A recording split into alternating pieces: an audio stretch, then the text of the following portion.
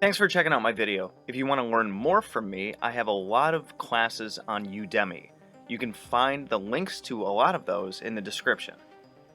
Alright, so let's talk about what I term free thought meditation. Now, this is where you really build metacognition and you just kind of let go of things. So, when you meditate, you get into your posture. You can have music going if you want, but you could also have silence going if you want.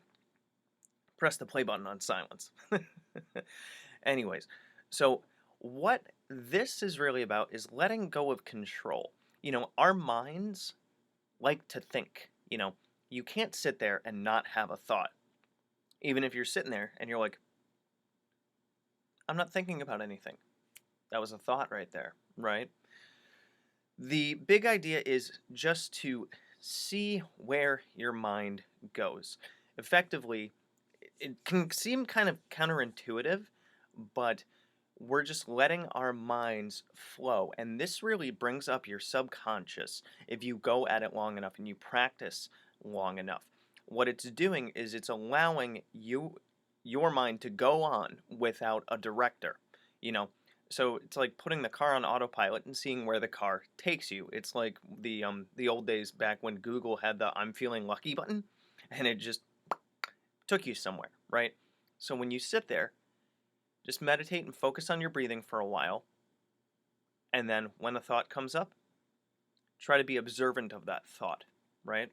Just follow that train of thought, whatever it is. It might be what you had for breakfast, something that you have due in a week, something that needs repair, you know, something that happened 10 years ago. Just observe it. Let that thing play out. It's like reading a book and you're not thinking about exactly what's going on in the book. You're just reading the book for the sake of reading it, almost enjoying the story.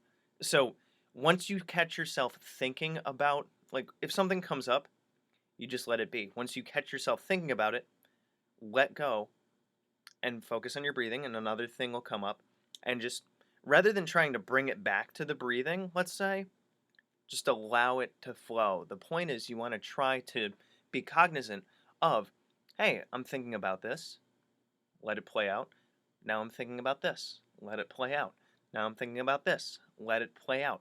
It's kind of a contemplative meditation thing, but you're not choosing what you're thinking about. You're letting your mind come up with things.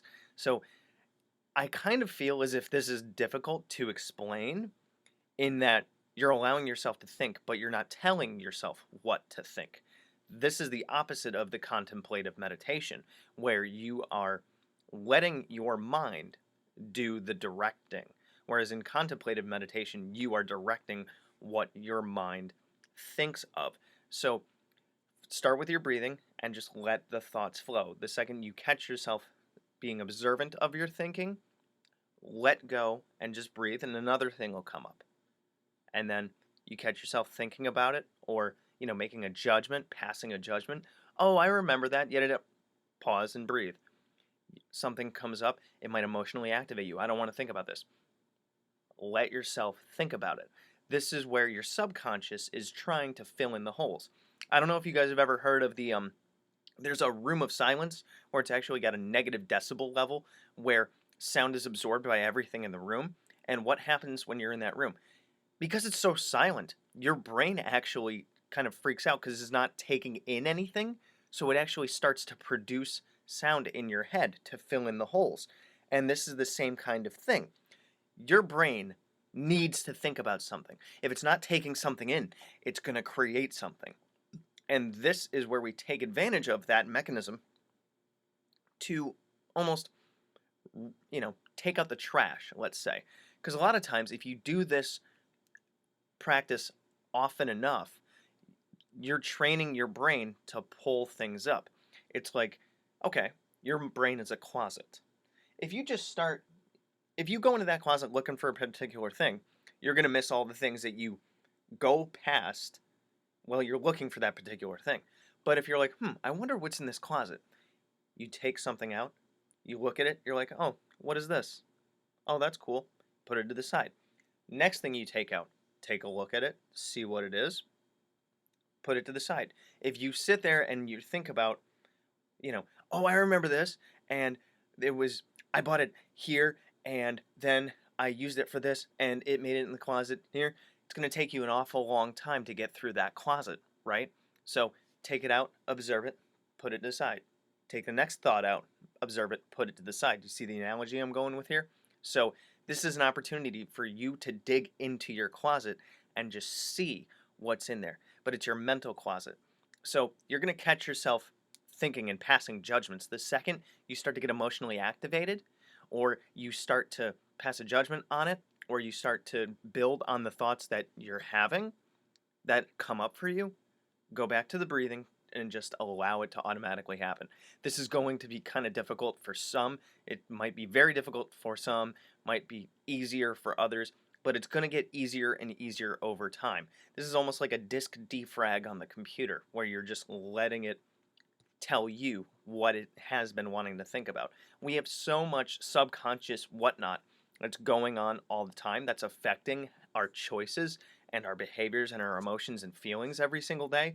And this is a way of becoming aware of that and understanding all this stuff that's going on in the background. You're getting into the nitty-gritty of your own functioning. So this can be a very healthy mental practice, especially if you've been going through stress, because, you know, it's like a tensed up muscle. You got to let that tension out somewhere. And your subconscious is a whole bunch of tensed up muscles. And this is a good way to let those things relax. So you can add this to your routine. You can do it, maybe you do like contemplative or just breathing meditation one day. You could do this kind of meditation on another day, and you can alternate. Or maybe, you do one type of meditation one day, then a different the next, then a different the next, then a different the next. And that way you're building your skills in each. You just have to be able to set your intention about, today I'm meditating in this method, in this manner. And then the next day it's in this method instead, in this manner. So this particular one I really like because it's really interesting just to see what your mind comes up with. Now the key is to just be aware of your thoughts rather than going along with them. So you want to be, your thoughts are a car on the road, right? You are in another car alongside it or behind it, and you're just watching where it goes. You're tailing it. You're just seeing where it goes. You're not telling that car to where to go, but you're following it. And you're not in that car, you're in a separate car. You're observing where the thought car goes. You're not the driver. Okay? So hopefully that makes sense, and give it a try.